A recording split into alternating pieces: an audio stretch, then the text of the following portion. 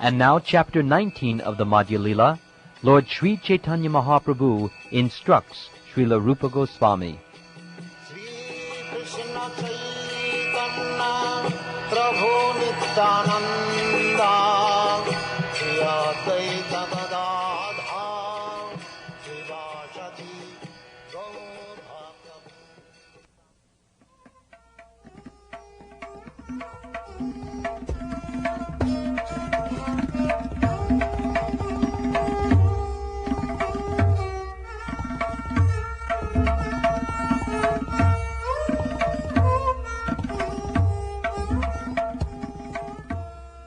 Before the creation of this cosmic manifestation, the Lord enlightened the heart of Lord Brahma with the details of the creation and manifested the Vedic knowledge.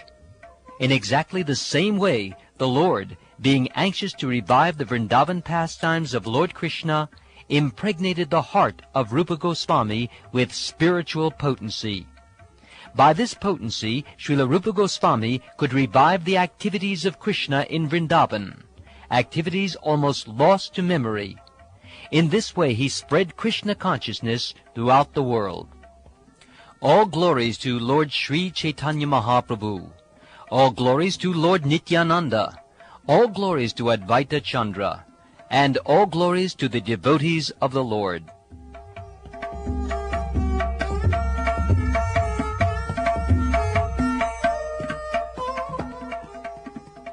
After meeting Sri Chaitanya Mahaprabhu in the village of Ramakeli, the brothers Rupa and Sanatan returned to their homes. The two brothers devised a means whereby they could give up their material activities. For this purpose, they appointed two Brahmins and paid them a large amount of money. The Brahmins performed religious ceremonies and chanted the holy name of Krishna, so that the two brothers might attain shelter at the lotus feet of Sri Chaitanya Mahaprabhu very soon. At this time, Sri Rupa Goswami returned home, taking with him large quantities of riches loaded in boats. Srila Rupa Goswami divided the wealth that he brought back home. He gave 50% in charity to Brahmins and Vaishnavas, and 25% to his relatives. He kept 1/4 of his wealth with a respectable Brahmin. He kept this for his personal safety because he was expecting some legal complications. He deposited 10,000 coins, which were later spent by Sri Sanatan Goswami in the custody of a local Bengali grocer. Sri Rupa Goswami heard that Sri Chaitanya Mahaprabhu had returned to Jagannath Puri and was preparing to go to Vrindavan through the forest. Sri Rupa Goswami sent two people to Jagannath Puri to find out when Sri Chaitanya Mahaprabhu would depart for Vrindavan. Sri Rupa Goswami told the two men, "You are to return quickly and let me know when he will depart. Then I shall make the proper arrangements." While Sanatan Goswami was at Godadesh, he was thinking, "The Nawab is very pleased with me. I certainly have an obligation. Somehow or other, if the Nawab becomes angry with me, I shall be greatly relieved. That is my conclusion." On the pretext of bad health, Sanatan Goswami remained home. Thus he gave up government service and did not go to the royal court. The greedy masters of his clerical and secretarial staff performed the government duties, while Sanatan personally remained home and discussed revealed scriptures. Sri Sanatan Goswami used to discuss Srimad Bhagavatam in an assembly of 20 or 30 learned Brahmin scholars.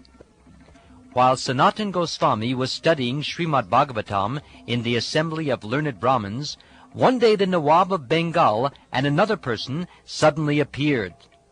As soon as all the Brahmins and Sanatan Goswami saw the Nawab appear, they all stood up and respectfully gave him a sitting place to honor him. The Nawab said, "I sent my physician to you, and he has reported that you are not diseased. As far as he could see, you are completely healthy. I am depending on you to carry out so many of my activities, but you have given up your governmental duties to sit here at home. You have spoiled all my activities. What is your intention? Please tell me frankly." Sanatan Goswami replied, "You can no longer expect any service from me. Please arrange for someone else to tend to the management." Becoming angry with Sanatan Goswami, the Nawab said, "Your elder brother is acting just like a plunderer. By killing many living entities, I, who am like your elder brother, have destroyed all Bengal. Now here you are destroying all my plans." Sanatan Goswami said, "You are the supreme ruler of Bengal and are completely independent. Whenever someone commits a fault, you punish him accordingly." Hearing this, the Nawab of Bengal stood up and returned to his home. He ordered the arrest of Sanatan Goswami, so that he would not be able to leave. At this time, the Nawab was going to attack the province of Orissa, and he told Sanatan Goswami, "Come along with me." Sanatan Goswami replied, "You are going to Orissa to give pain to the Supreme Personality of Godhead. For this reason I am powerless to go with you." The Nawab again arrested Sanatan Goswami and kept him in prison. At this time, Sri Chaitanya Mahaprabhu departed for Vrindavan from Jagannath Puri.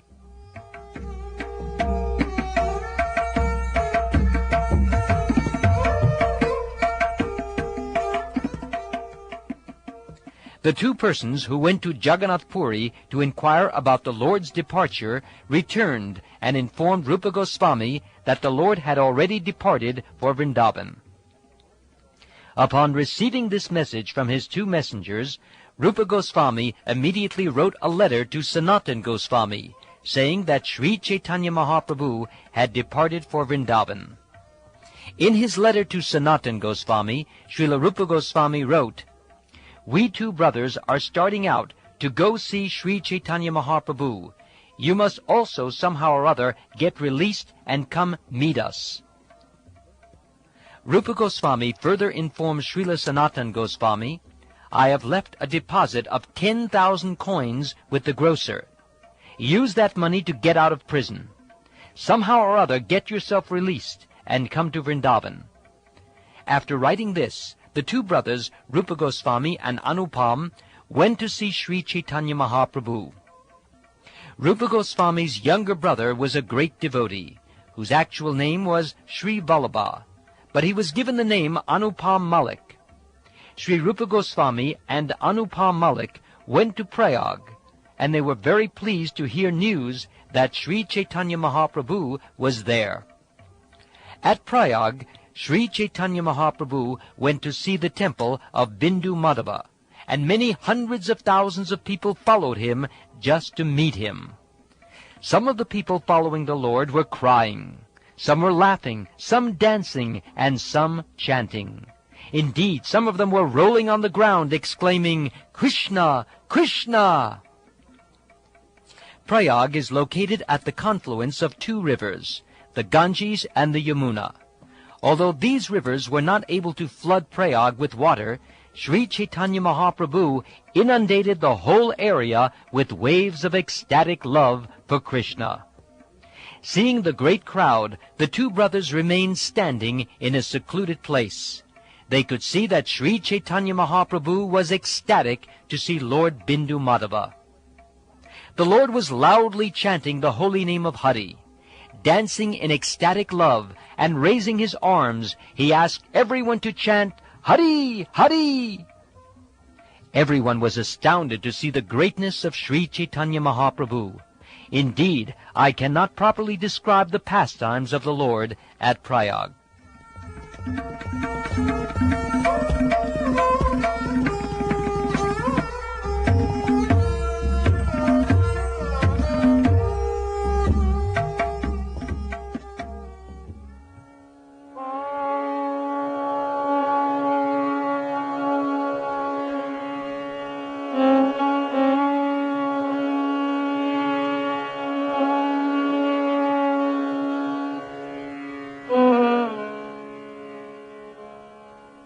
Sri Chaitanya Mahaprabhu had made an acquaintance with a Brahmin from Deccan in South India, and that Brahmin invited him for meals and took him to his place.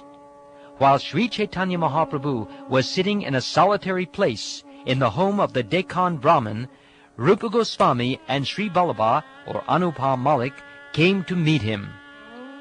Seeing the Lord from a distance, the two brothers put 2 clumps of straw between their teeth, and immediately fell down on the ground like rods, offering him obeisances.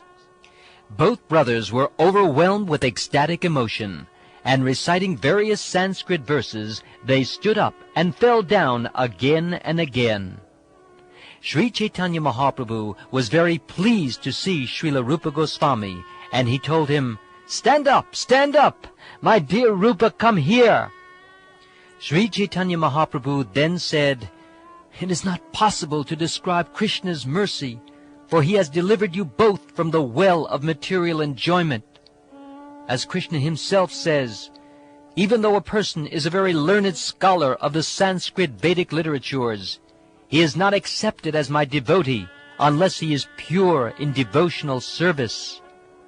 Even though a person is born in a family of dog-eaters, he is very dear to me if he is a pure devotee, who has no motive to enjoy fruitive activities or mental speculation.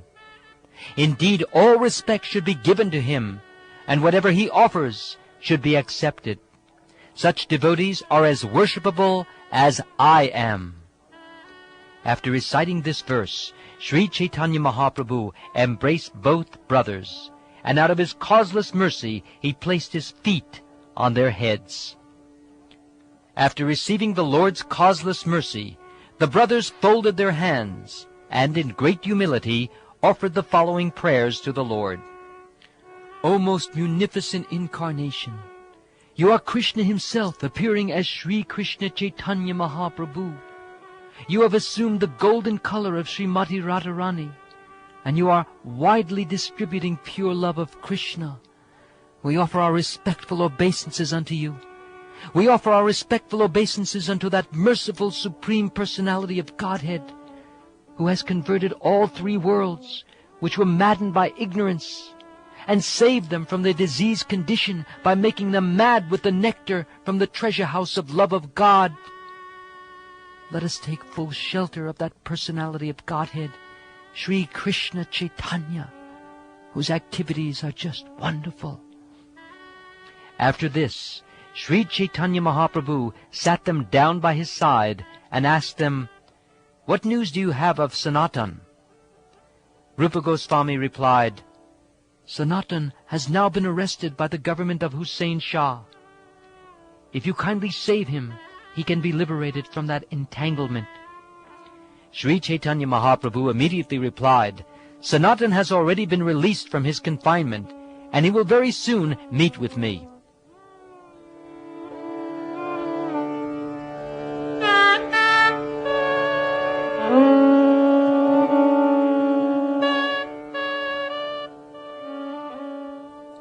Sri Chaitanya Mahaprabhu was then requested by the Brahmin to accept his lunch. Rupa Goswami also remained there that day. Balabhadra Bhattacharya invited the 2 brothers to take lunch also. The remnants of food from the plate of Sri Chaitanya Mahaprabhu were offered to them. Sri Chaitanya Mahaprabhu selected his residence beside the confluence of the Ganges and Yamuna at a place called Triveni. The 2 brothers, Rupa Goswami and Sri Vallabha, selected their residences near the Lord's. At that time, Sri Vallabha Bhatta was staying at Adaila Gram, and when he heard that Sri Chaitanya Mahaprabhu had arrived, he went to his place to see him. Vallabha Bhattacharya offered Sri Chaitanya Mahaprabhu his obeisances, and the Lord embraced him. After that, they discussed topics about Krishna for some time. Sri Chaitanya Mahaprabhu felt great ecstatic love when they began discussing Krishna. But the Lord checked his feelings because he felt shy before Vallabha Bhatta. Although the Lord restrained himself externally, ecstatic love raged within. There was no checking that. Vallabha Bhatta was astonished to detect this.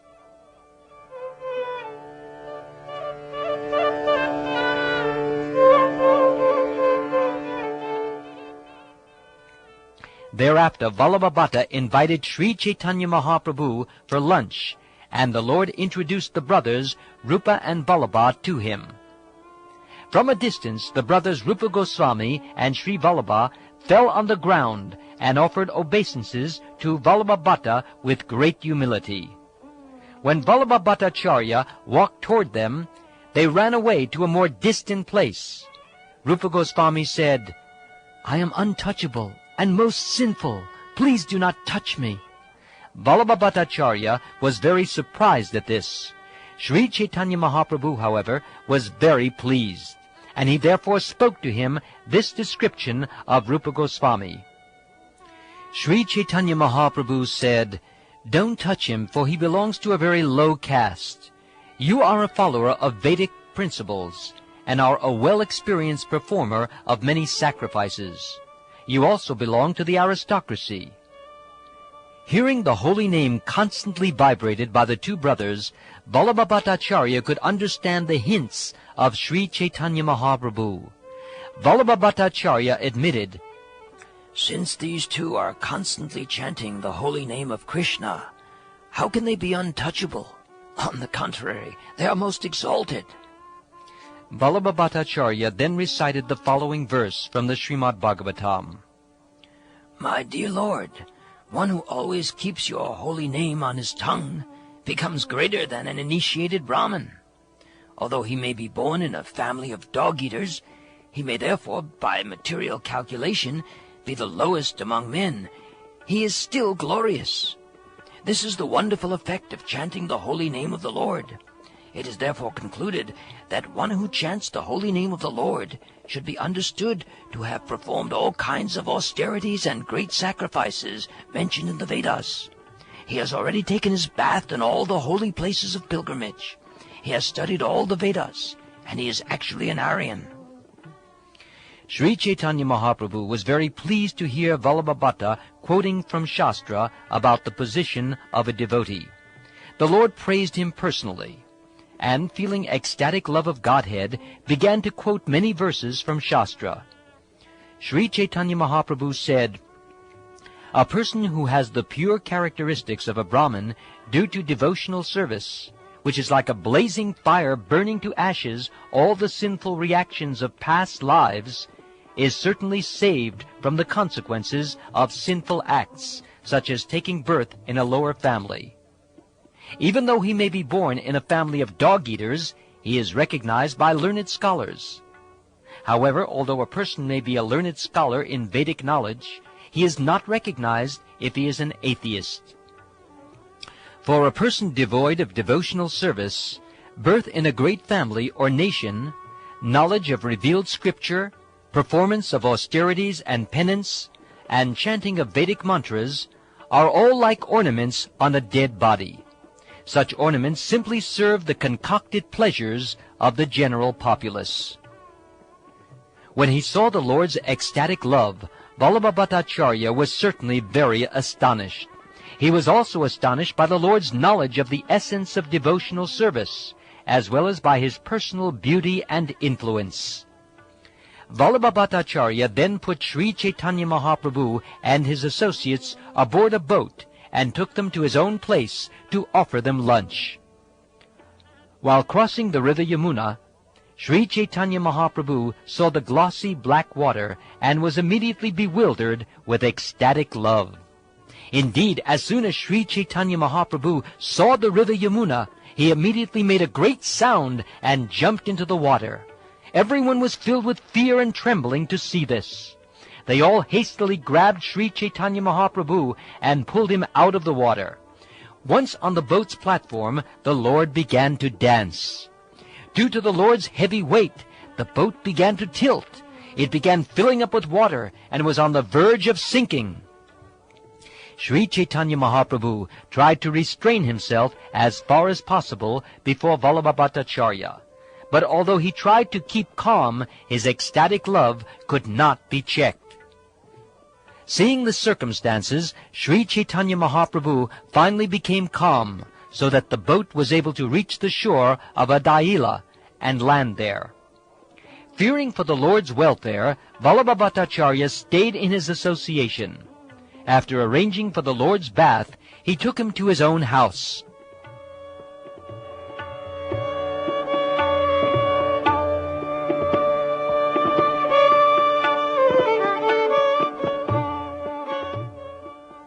When Sri Chaitanya Mahaprabhu arrived at his home, Vallabha Bhattacharya, being greatly pleased, offered the Lord a nice sitting place and personally washed his feet. Vallabha Bhattacharya and his whole family then sprinkled that water over their heads. They then offered the Lord new underwear and outer garments. Vallabha Bhattacharya worshipped the Lord with great pomp, offering scents, incense, flowers, and lamps, and with great respect he induced Balabhadra Bhattacharya, the Lord's cook, to cook. Thus Sri Chaitanya Mahaprabhu was offered lunch with great care and affection. The brothers Rupa Goswami and Sri Vallabha were also offered food. Vallabha Bhattacharya first offered the remnants of the Lord's food to Srila Rupa Goswami and then to Krishna Das. The Lord was then given spices to purify his mouth. Afterwards, he was made to rest, and Vallabha Bhattacharya personally massaged his legs. While Vallabha Bhattacharya was massaging him, the Lord asked him to go to take prasad. After taking prasad, he returned to the lotus feet of the Lord.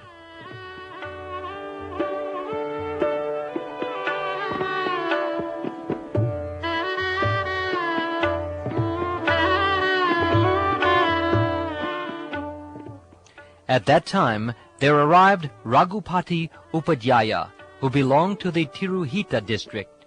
He was a very learned scholar, a great devotee, and a respectable gentleman. Raghupati Upadhyaya first offered his respects to Sri Chaitanya Mahaprabhu, and the Lord gave him his blessing, saying, "Always stay in Krishna consciousness." Raghupati Upadhyaya was very pleased to hear the Lord's blessings. The Lord then asked him to describe Krishna. When Raghupati Upadhyaya was requested to describe Krishna, he began to recite some verses he had personally composed about Krishna's pastimes. Hearing those verses, Sri Chaitanya Mahaprabhu was overwhelmed with ecstatic love.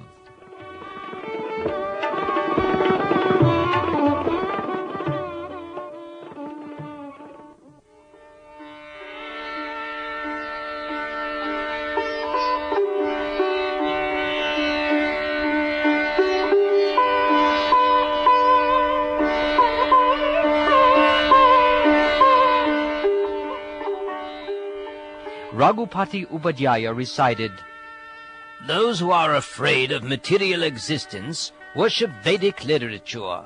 Some worship Smriti, the corollaries to Vedic literature, and others worship the Mahabharata.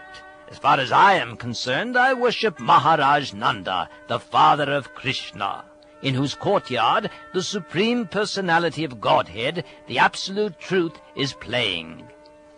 When Raghupati Upadhyaya was requested by the Lord to recite more, he immediately offered his respects to the Lord and granted his request. "To whom can I speak?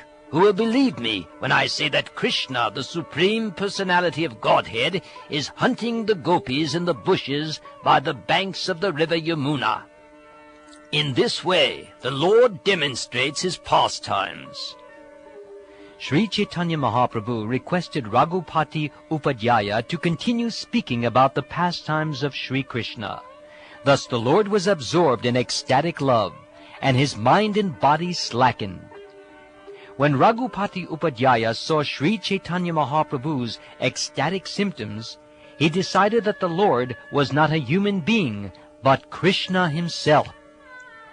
Sri Chaitanya Mahaprabhu asked Raghupati Upadhyaya, "According to your decision, who is the foremost being?" Raghupati Upadhyaya replied, "Lord Shyamasundara is the supreme form." "Of all Krishna's abodes, which do you think is the best?" "Madhupuri or Mathura Dham is certainly the best." "Of the 3 ages of Krishna, known as childhood, boyhood, and fresh youth, which do you consider best?" "Fresh youth is the best age." "Among all the mellows, which do you consider best?" "The mellow of conjugal love is supermost." Sri Chaitanya Mahaprabhu then said, "You have certainly given first-class conclusions." After saying this, he began to recite the full verse with a faltering voice.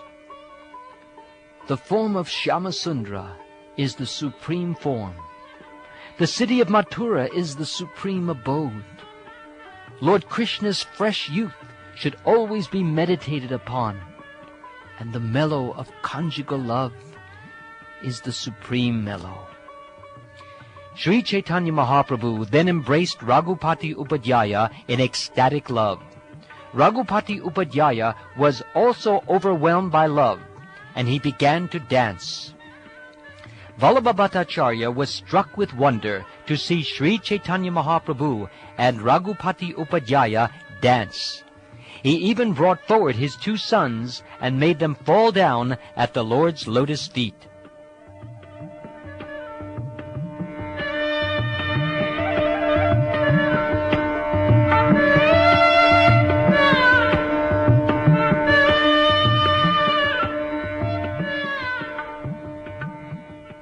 Upon hearing that Sri Chaitanya Mahaprabhu had arrived, all the villagers went to see him. Simply by seeing him, they all became devotees of Krishna. All the Brahmins of the village were anxious to extend invitations to the Lord, but Vallabha Bhattacharya forbade them to do so. Vallabha Bhatta then decided not to keep Sri Chaitanya Mahaprabhu at Adaila, because the Lord had jumped into the river Yamuna in ecstatic love. Therefore he decided to bring him to Prayag. Vallabha Bhatta said, if anyone likes, he can go to Prayag and extend invitations to the Lord. In this way, he took the Lord with him and departed for Prayag.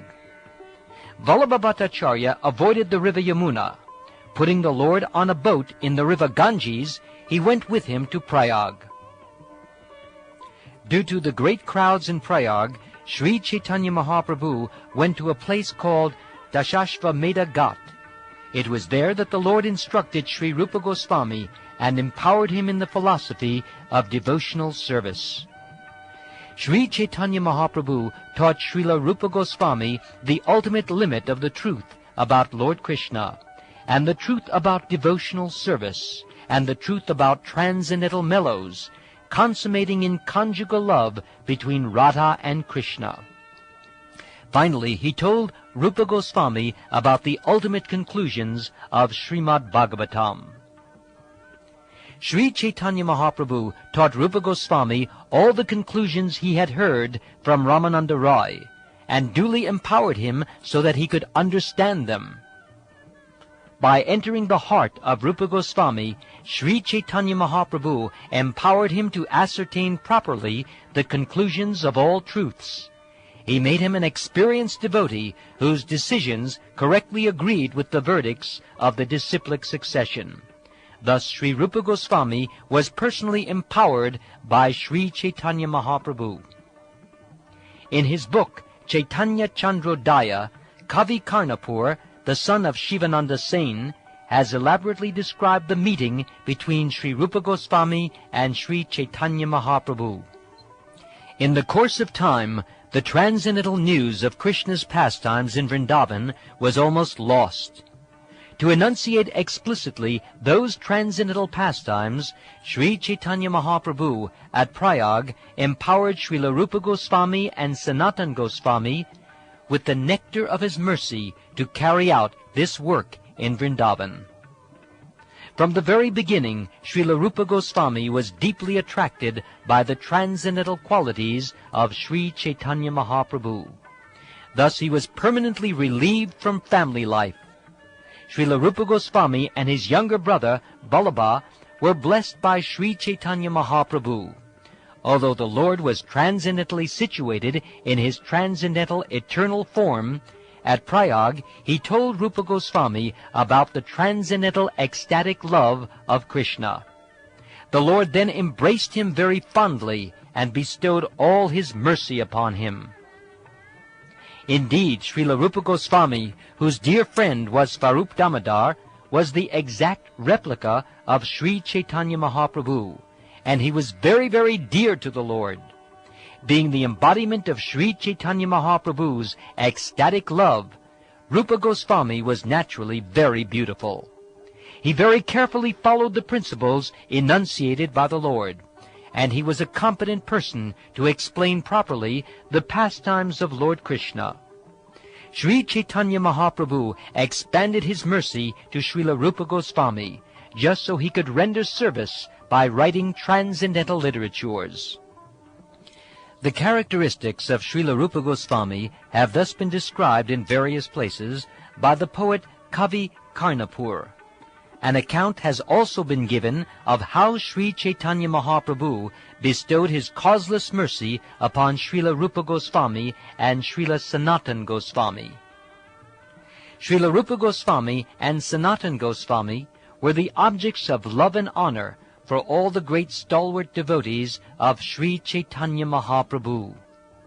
If someone returned to his country after seeing Vrindavan, the associates of the Lord would ask him questions. They would ask those returning from Vrindavan, "How are Rupa and Sanatan doing in Vrindavan? What are their activities in the renounced order? How do they manage to eat?" These were the questions asked. The Lord's associates would also ask, "How is it that Rupa and Sanatan are engaging in devotional service 24 hours daily?" At that time, the person who had returned from Vrindavan would praise Srila Rupa and Sanatan Goswami and say, "The brothers actually have no fixed residence. They reside beneath trees, one night under one tree and the next night under another. Srila Rupa and Sanatan Goswami beg a little food from the houses of Brahmins. Giving up all kinds of material enjoyment, they only take some dry bread and fried chickpeas. They carry only water pots, and they wear just torn quilts. They always chant the holy names of Krishna and discuss his pastimes. In great jubilation they also dance. They engage almost 24 hours daily in rendering service to the Lord. They usually sleep only an hour and a half, and some days, when they continuously chant the Lord's holy name, they do not sleep at all. Sometimes they write transcendental literatures about devotional service, and sometimes they hear about Sri Chaitanya Mahaprabhu and spend their time just thinking about the Lord." When the personal associates of Sri Chaitanya Mahaprabhu would hear of the activities of Rupa and Sanatan Goswamis, they would say, "What is wonderful for a person who has been granted the Lord's mercy?"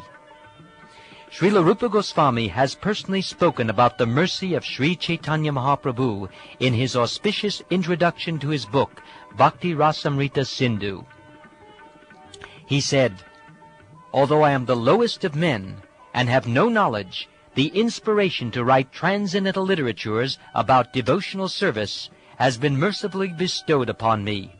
Therefore I am offering my obeisances at the lotus feet of Sri Chaitanya Mahaprabhu, the Supreme Personality of Godhead, who has given me the chance to write these books."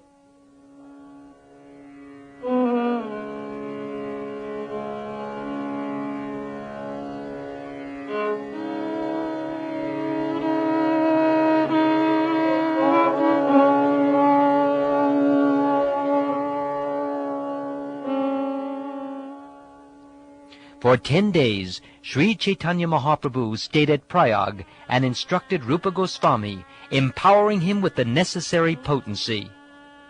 Sri Chaitanya Mahaprabhu said, "My dear Rupa, please listen to me. It is not possible to describe devotional service completely. Therefore, I am just trying to give you a synopsis of the symptoms of devotional service.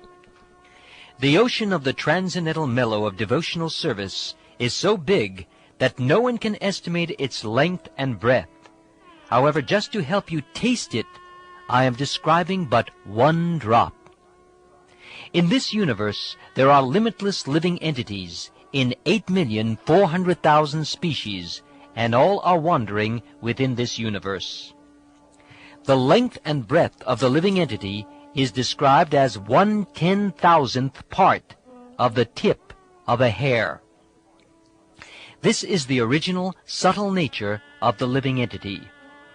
As it is said in the Srimad Bhagavatam, if we divide the tip of a hair into 100 parts, and then take one of these parts and divide it again into 100 parts, that very fine division is the size of but one of the numberless living entities. They are all chit-kana, particles of spirit, not matter. Also in the Shvetashvatara Upanishad, if we divide the tip of a hair into 100 parts, and then take one part and divide this into another 100 parts, that 10,000th part is the dimension of the living entity. This is the verdict of the chief Vedic mantras. Further in the Bhagavatam, among minute particles, I am the living entity. O Lord, although the living entities who have accepted material bodies are spiritual and unlimited in number, if they were all-pervading, there would be no question of their being under your control. If they are accepted, however, as particles of the eternally existing spiritual entity, as part of you, who are the Supreme Spirit whole, we must conclude that they are always under your control. If the living entities are simply satisfied with being identical with you as spiritual particles, then they will be happy being controllers of so many things. The conclusion that the living entities and the Supreme Personality of Godhead are one and the same is a faulty conclusion. It is not a fact. The unlimited living entities can be divided into two divisions, those that can move and those that cannot move. Among living entities that can move, there are birds, aquatics, and animals. Although the living entities, known as human beings, are very small in quantity, that division may be still further subdivided, for there are many uncultured human beings like Mlechas, Pulindas, Bodhas, and Shabadas. Among human beings, those who are followers of the Vedic principles are considered civilized. Among these, almost half simply give lip service, while committing all kinds of sinful activities against these principles. Such people do not care for the regulative principles. Among the followers of Vedic knowledge, most are following the process of fruitive activity and distinguishing between good and bad work. Out of many such sincere fruitive actors, there may be one who is actually wise. Out of many millions of such wise men, one may actually become liberated, and out of many millions of such liberated persons, a pure devotee of Lord Krishna is very difficult to find. Because a devotee of Lord Krishna is desireless, he is peaceful. Fruitive workers desire material enjoyment. Jnanis desire liberation, and yogis desire material opulence. Therefore they are all lusty and cannot be peaceful. As it is said in the Srimad Bhagavatam, O great sage, out of many millions of materially liberated people who are free from ignorance, and out of many millions of siddhas who have nearly attained perfection, there is hardly one pure devotee of Narayan. Only such a devotee is actually completely satisfied and peaceful. According to their karma, all living entities are wandering throughout the entire universe. Some of them are being elevated to the upper planetary systems, and some are going down into the lower planetary systems. Out of many millions of wandering living entities, one who is very fortunate gets an opportunity to associate with a bona fide spiritual master by the grace of Krishna. By the mercy of both Krishna and the spiritual master, such a person receives the seed of the creeper of devotional service. When a person receives the seed of devotional service, he should take care of it by becoming a gardener and sowing the seed in his heart. If he waters the seed gradually by the process of Shravan and Kirtan, hearing and chanting, the seed will begin to sprout. As one waters the Bhakti Lata Bij, the seed sprouts, and the creeper gradually increases to the point where it penetrates the walls of this universe and goes beyond the Viraja river, between the spiritual world and the material world. It attains Brahmaloka, the Brahman effulgence, and penetrating through that stratum, it reaches the spiritual sky and the spiritual planet, Goloka Vrindavan.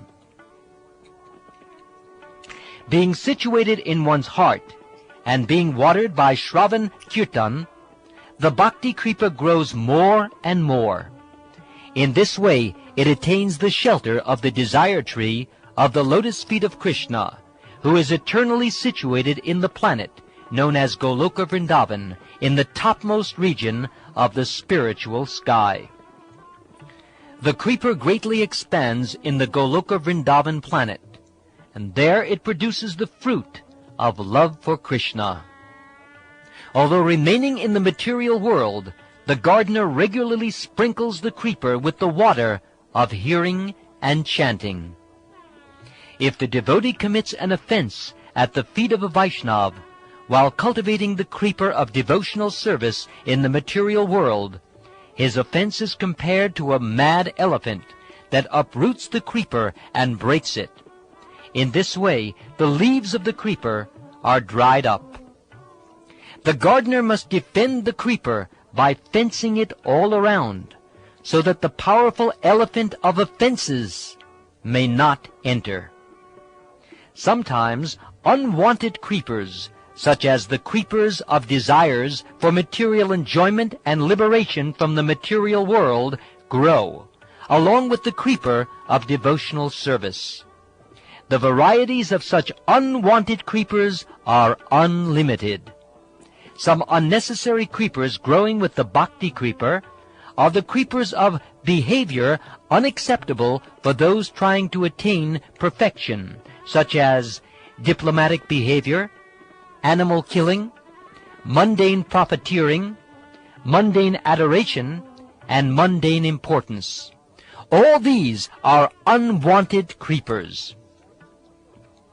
If one does not distinguish between the Bhakti Lata Kripa and the other creepers, the sprinkling of water is misused, because the other creepers are nourished, while the Bhakti Lata creeper is curtailed. As soon as an intelligent devotee sees an unwanted creeper growing beside the original creeper, he must cut it down instantly. Then the real creeper of Bhakti Lata Bij grows nicely, returns home back to Godhead, and seeks shelter under the lotus feet of Krishna. When the fruit of devotional service becomes ripe and falls down, the gardener tastes the fruit and thus takes advantage of the creeper and reaches the desire tree of the lotus feet of Krishna in Goloka Vrindavan. There the devotee serves the lotus feet of the Lord, which are compared to a wish-fulfilling tree.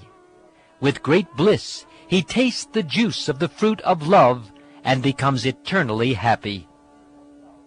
To taste the fruit of devotional service at Goloka Vrindavan is the highest perfection of life, and in the presence of such perfection, the four material perfections, religion, economic development, sense gratification, and liberation, are very insignificant achievements.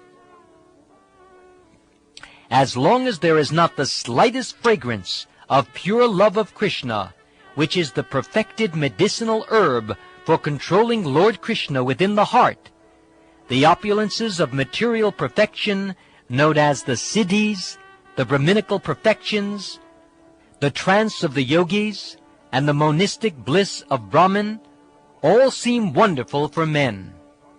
When one is situated in pure devotional service, he develops love of Godhead. Therefore, let me describe some of the symptoms of pure devotional service. When first-class devotional service develops, one must be devoid of all material desires, knowledge obtained by monistic philosophy, and fruitive action.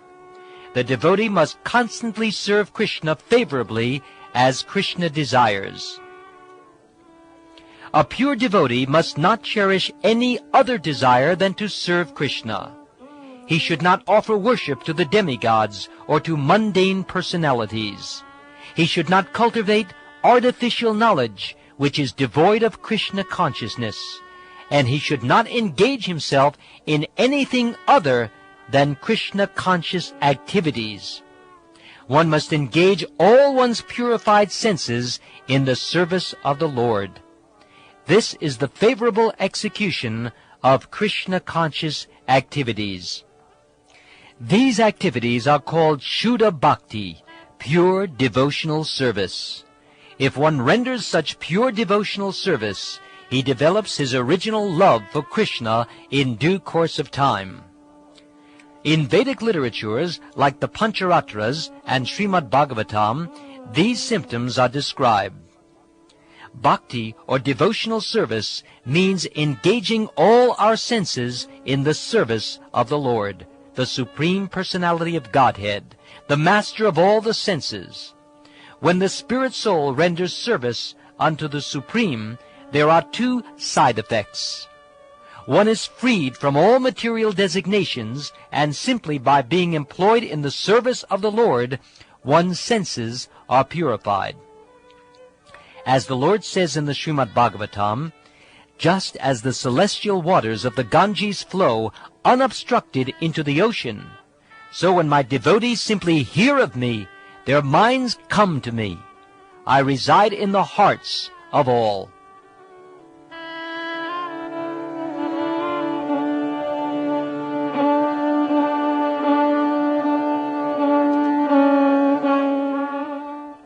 These are the characteristics of transcendental loving service to Purushottam, the Supreme Personality of Godhead. It is causeless, and it cannot be obstructed in any way. My devotees do not accept Salokya, Sarshti, Sarupya, Samipya, or oneness with me, even if I offer these liberations, in preference to serving me. Bhakti Yoga, as described above, is the ultimate goal of life. By rendering devotional service to the Supreme Personality of Godhead, one transcends the modes of material nature and attains the spiritual position on the platform of direct devotional service. If one is infected with the desire for material enjoyment or material liberation, he cannot rise to the platform of pure loving service unto the Lord, even though he may superficially render devotional service according to the routine regulative principles. The material desire to enjoy the material world and the desire to become liberated from material bondage are considered to be two witches, and they haunt one like ghosts. As long as these witches remain within the heart, how can one feel transcendental bliss? As long as these two witches remain in the heart, there is no possibility of enjoying the transcendental bliss of devotional service. By regularly rendering devotional service, one gradually becomes attached to the Supreme Personality of Godhead. When that attachment is intensified, it becomes love of Godhead. The basic aspects of prema, when gradually increasing to different states, are affection, abhorrence, love, attachment, further attachment, ecstasy, and great ecstasy. The gradual development of love may be compared to different states of sugar. First there is the seed of the sugar cane, then sugar cane, and then the juice extracted from the cane. When this juice is boiled, it forms a liquid molasses, then a solid molasses, then sugar, candy, rock candy, and finally lozenges. All these stages combined are called Sthayi Bhav, or continuous love of Godhead in devotional service. In addition to these stages, there are Vaibhav and Anubhav, or various devotional symptoms. When the higher standard of ecstatic love is mixed with the symptoms of Sattvic and Vyabhachari, the devotee relishes the transcendental bliss of loving Krishna in a variety of nectarine tastes.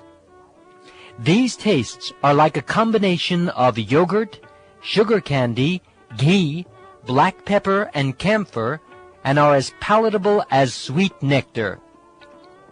According to the devotee, attachment falls within the 5 categories of Shantarati, Dasyarati, Sakyarati, Vatsalyarati, and Madhurarati. These 5 categories arise from the devotee's different attachments to the Supreme Personality of Godhead. The transcendental mellows derived from devotional service are also of 5 varieties. The chief transcendental mellows experienced with the Supreme Personality of Godhead are 5: Shanta, Dasya, Sakya, Vatsalya, and Madhura. Besides the 5 direct mellows, there are 7 indirect mellows known as laughter, wonder, chivalry, compassion, anger, disaster, and fear. In addition to the 5 direct mellows, there are 7 indirect mellows known as laughter, wonder, chivalry, compassion, anger, disaster, and fear. The 5 direct transcendental mellows of devotional service are permanently situated in the heart of the devotee, whereas the 7 indirect emotions appear suddenly under certain conditions and appear more powerful. Examples of Shanta Bhaktas are the 9 Yogendras and the 4 Kumaras. Examples of devotees in Dasya Bhakti are innumerable, for such devotees exist everywhere. In Vrindavan, examples of devotees in fraternity are Sridham and Sudama. In Dwarka, the Lord's friends are Bhima and Arjun. In Vrindavan, the devotees in parental love are Mother Yashoda and Father Nanda Maharaj. And in Dwarka, the Lord's parents are Basudev and Devaki. There are also other superior persons who are devotees in parental love. The chief devotees in conjugal love are the gopis in Vrindavan, the queens in Dwarka, and the goddesses of fortune in Vaikuntha. These devotees are innumerable.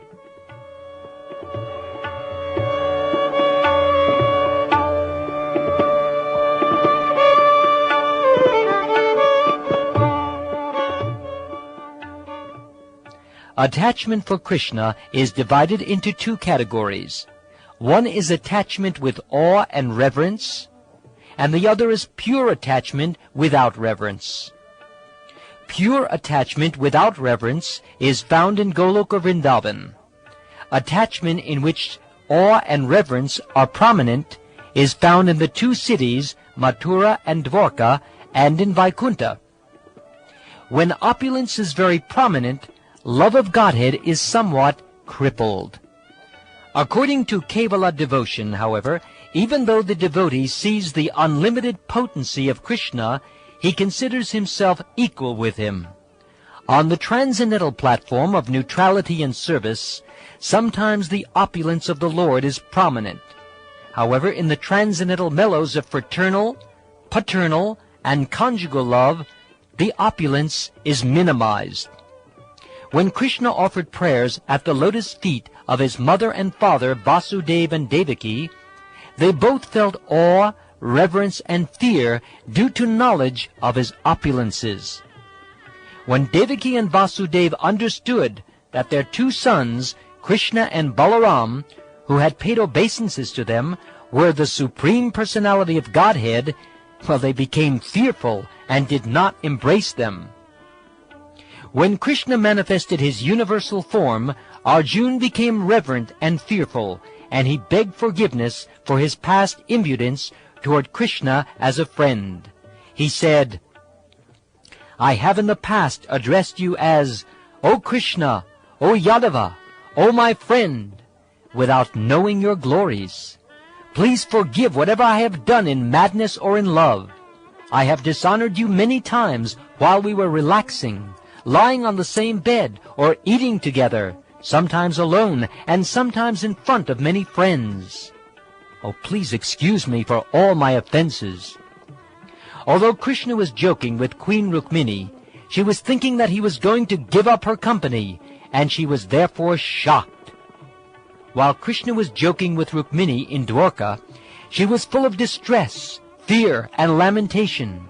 She had also lost her intelligence. She dropped her hand bangles and the fan she was using to fan the Lord. Her hair became disarrayed, and she fainted and fell suddenly, appearing like a banana tree knocked down by high winds. In the stage of Kevala, or unalloyed devotion, a devotee does not consider the unlimited opulence of Krishna, even though he experiences it. He takes seriously only his own relationship with Krishna. When Mother Yashoda saw all the universes within Krishna's mouth, she was astonished for the time being. The Lord is worshipped like Indra and other demigods by the followers of the 3 Vedas, who offer him sacrifices. He is worshipped as impersonal Brahman by saintly persons who understand his greatness through studying the Upanishads, as the Purusha by great philosophers who analytically study the universe, as the all-pervading Supersoul by great yogis, and as the Supreme Personality of Godhead by devotees. Nevertheless, Mother Yashoda considered the Lord her own son. Although Krishna is beyond sense perception and is unmanifest to human beings, he takes up the guise of a human being with a material body. Thus Mother Yashoda thought him to be her son, and she bound Lord Krishna with a rope to a wooden mortar, as if he were an ordinary child. When Krishna was defeated by Sridhama, he had to carry him on his shoulders. Similarly, Bhadrasen carried Vrishabha, and Pralamba carried Balaram, the son of Rohini. In the Srimad Bhagavatam, Radharani said, "My dearmost Krishna, you are worshipping me and giving up the company of all the other gopis who wanted to enjoy themselves with you." Thinking like this, Srimati Radharani considered herself Krishna's most beloved gopi. She had become proud, and had left the Ras Leela with Krishna. In the deep forest she said, "My dear Krishna, I cannot walk any more. You can take me wherever you like." When Srimati Radharani petitioned Krishna in this way, Krishna said, "Just get up on my shoulders." As soon as Srimati Radharani began to do so, he disappeared. Srimati Radharani then began to grieve over her request and Krishna's disappearance. Dear Krishna, neglecting the order of our husbands and sons, family, brothers and friends, and leaving their company, we gopis have come to you. You know everything about our desires. We have only come because we are attracted by your supremely musical flute. However, you are a great cheater. Who else would give up the company of young girls like us in the dead of night?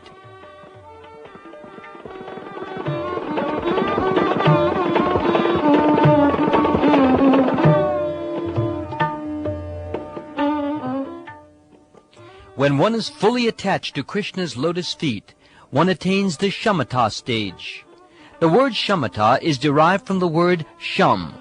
Therefore, shantaras, the position of neutrality, means being fully attached to the lotus feet of Krishna. This is the verdict from the mouth of the Supreme Personality of Godhead himself. This state is called self-realization. These are the words of the Supreme Personality of Godhead. When one's intelligence is fully attached to my lotus feet, but one does not render practical service, one has attained the stage called Shantarati or Sham. Without Shantarati, attachment to Krishna is very difficult to achieve. As it is said in the Srimad Bhagavatam, the word Sham or Shantaras indicates that one is attached to the lotus feet of Krishna. Dham means controlling the senses and not being deviated from the Lord's service. Endurance of unhappiness is titiksha, and driti means controlling the tongue and the genitals. Giving up all desires not connected with Krishna is the business of one who is in the Shantaras. Only a devotee of Krishna can be situated on that platform. He is thus called a Shantaras Bhakta. When a devotee is situated on the platform of Shantaras, he desires neither elevation to the heavenly planets nor liberation. These are the results of karma and jnana, and the devotee considers them no better than hell. A person situated on the Shantaras platform manifests the two transcendental qualities of detachment from all material desire and full attachment to Krishna. A person who is devoted to the Supreme Personality of Godhead, Narayan, is not afraid of anything. Elevation to the heavenly kingdom, condemnation to hell, and liberation from material bondage all appear the same to a devotee. These two qualities of the Shanta stage spread through the lives of all devotees. They are like the quality of sound in the sky. Sound vibration is found in all material elements. It is the nature of Shantaras that not even the smallest intimacy exists. Rather, knowledge of impersonal Brahman and localized Paramatma is prominent. On the platform of Shantaras, one only realizes his constitutional position. However, when one is raised to the platform of Dasyaras, he better understands the full opulence of the Supreme Personality of Godhead.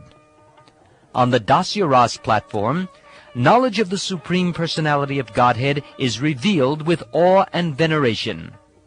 By rendering service unto Lord Krishna, the devotee in Dasyaras gives constant happiness to the Lord.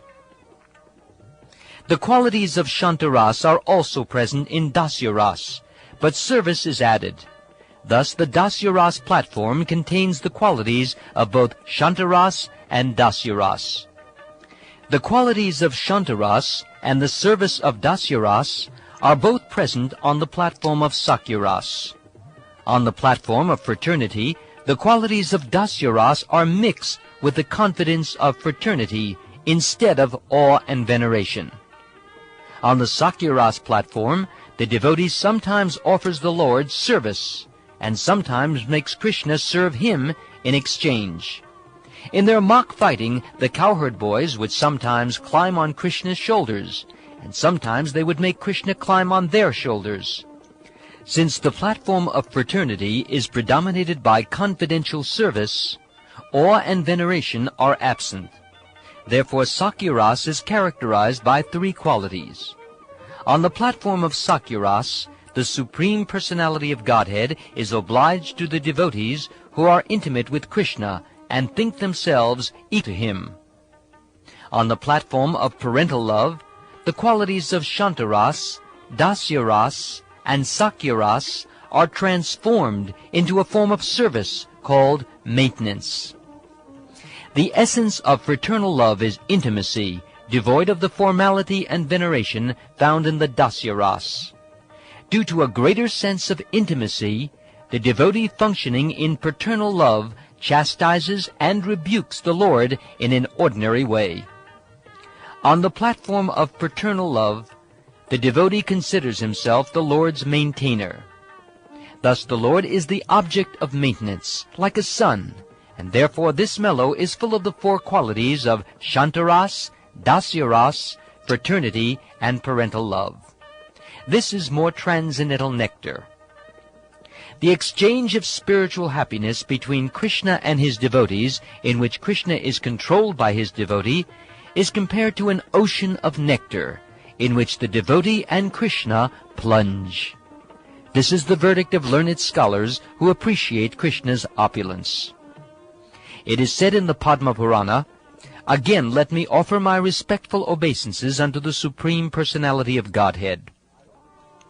O my Lord, I offer my obeisances hundreds and thousands of times with all affection, because by your personal pastimes you plunge the gopis into an ocean of nectar.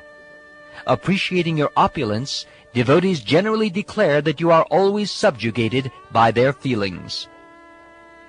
On the platform of conjugal love, attachment for Krishna, rendering service unto him, the relaxed feelings of fraternity, and the feelings of maintenance all increase in intimacy. On the platform of conjugal love, the devotee offers his body in the service of the Lord. Thus, on this platform, all 5 transcendental qualities are present. All the material qualities evolve one after another in the material elements, beginning from ether.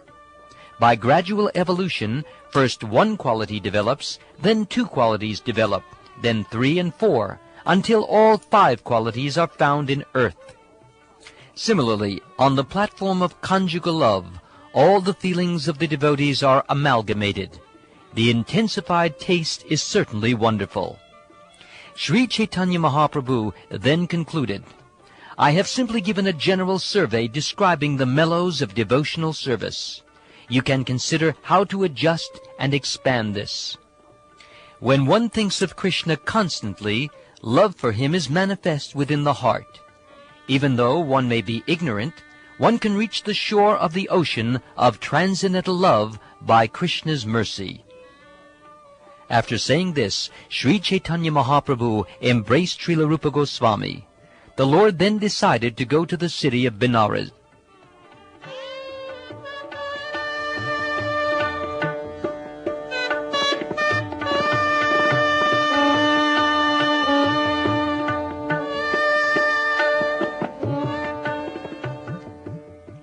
The next morning, when Sri Chaitanya Mahaprabhu arose and prepared to leave for Varanasi, Srila Rupa Goswami made the following statement at the Lord's lotus feet.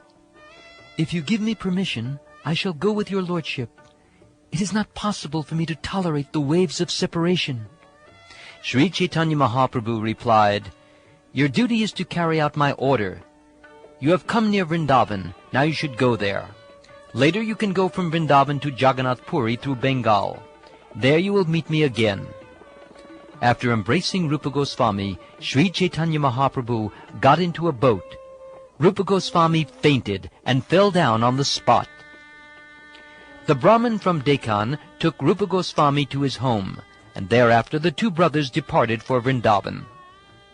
After walking and walking, Sri Chaitanya Mahaprabhu finally arrived at Varanasi, where he met Chandrasekhar, who was coming out of the city. In a dream, Chandrasekhar had seen that Lord Sri Chaitanya Mahaprabhu had come to his home.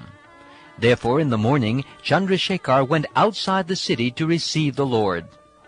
While Chandrasekhar was waiting outside the city, he suddenly saw Sri Chaitanya Mahaprabhu arrive, and he fell down at the Lord's feet.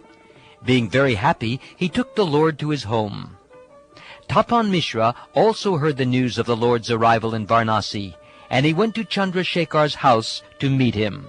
After talking, he invited the Lord to take lunch at his place. Tapan Mishra took Chaitanya Mahaprabhu to his own house and gave him lunch.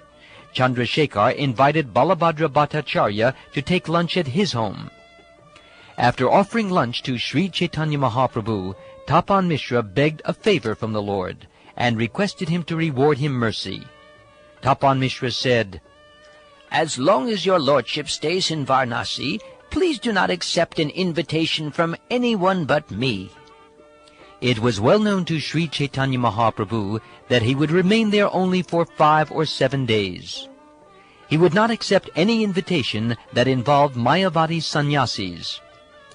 With this understanding, Sri Chaitanya Mahaprabhu agreed to accept lunch at the place of Tapan Mishra. The Lord made his residence at the home of Chandrasekhar. The Maharashtriya Brahmin came, and the Lord met him. Out of affection, the Lord bestowed his mercy upon him. Hearing that Sri Chaitanya Mahaprabhu had come, all the respectable members of the Brahmin and Kshatriya communities came to see him. Much mercy was thus bestowed upon Sri Rupa Goswami, and I have briefly described all those topics.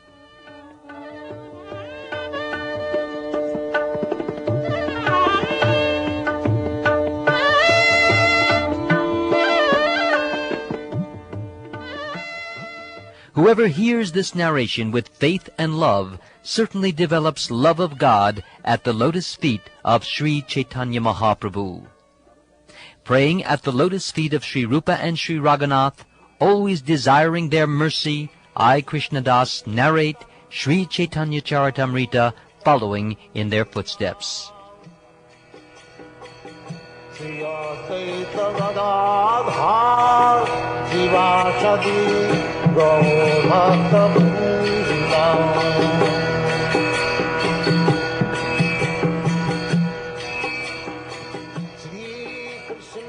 This ends chapter 19 of the Madhya Lila. The Lord instructs Srila Rupa Goswami.